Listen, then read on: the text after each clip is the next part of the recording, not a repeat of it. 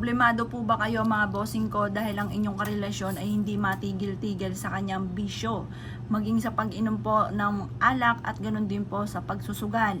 Ganun din po mga bossing ko ang inyo pong anak na lagi na lang umuwi ng madaling araw at laging nag-iinom na talaga namang napapabarkada sa mga hindi magandang barkadahan na talagang wala ka nang magawa sa kanila at sila na ang nasusunod mga bossing. Ngayon po mga bossing ko, ako po may ituturo sa inyo sa pamamagitan ng Star Anise. Ang Star Anise mga bossing ko, nagtatawag po ito ng good fairies mga bossing.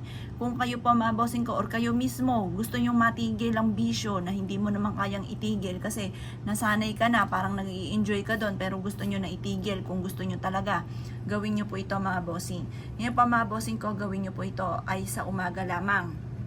At pagkatapos mga bossing ko, bumili ka ng Star Anise.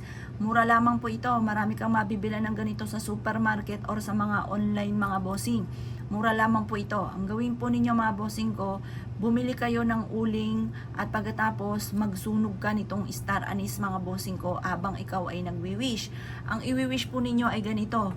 Matigil na kung ano man yung mga pagsubok nyong pinagdadaanan tungkol sa usapin ng bisyo at ang inyong karelasyon or ang inyo pong anak ay matigil na at maging masunurin sa magulang.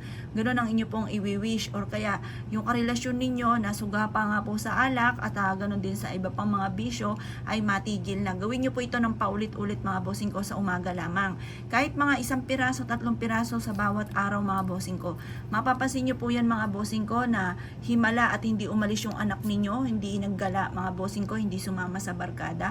Unti-unti na po yan mga bossing ko. At pagkatapos, sabayan nyo rin ito ng panalangin sa mahal na Panginoon na mabago ang takbo ng pamumuhay po ninyo. Pati yung mga kaisipan ng inyo pong karelasyon or ng inyo pong anak mga bossing ko. At siya na ang bahala na gumabay sa inyo pong anak mga bossing.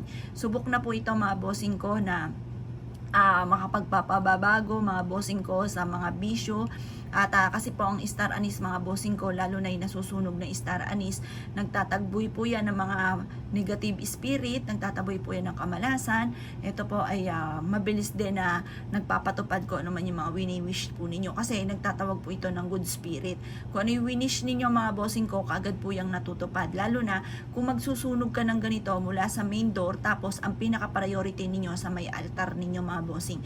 Pwede nga rin po halimbawa, ikaw po ay kailangan ng pera. Ngayon po, magsunog ka ng isang Star Anise na gamit po yung kandila, tapos paulit-ulit ka mag-wish na kayo po ay magkaroon ng maraming pera.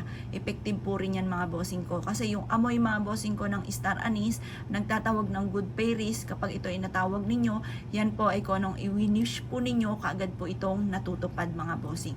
Subukan nyo po ito sa mga miyembro ng pamilya na laging sakit ng inyong ulo, may bisyo, para matigil na po sila.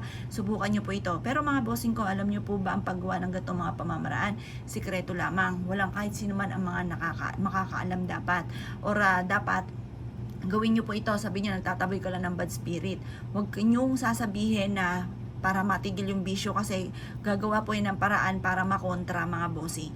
Hayaan nyo na, mapansin nyo na lang na ang taong iwini-wish ninyo na mabago ay unti-unti mababago mga bossing. Kaya kung ikinaniniwala sa mga gatong mga pamamaraan, sabayan nyo rin ang pagdadasal mga bossing. Walang imposible, makakamit nyo kung ano man yung ninanais ninyo. At good luck po sa inyo po lahat.